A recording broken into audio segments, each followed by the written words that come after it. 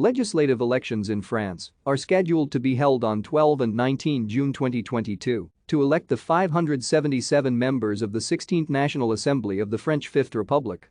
The election will take place after the 2022 presidential election that was held on 10 April with a runoff scheduled on 24 April.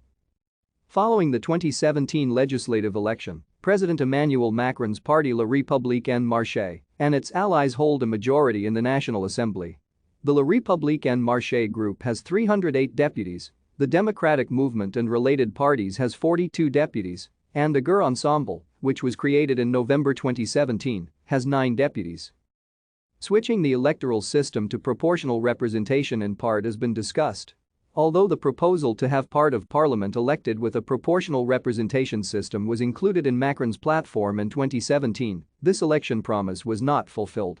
A similar promise was made by François Hollande when he campaigned for the presidency in 2012. According to the provisions of the Electoral Code, the legislative election must be held within 60 days preceding the expiry of the powers of the outgoing National Assembly attached to the third Tuesday of June, 5 years after its election. Thank you for watching. Like and subscribe if you would like to view more of our videos. Have a nice day.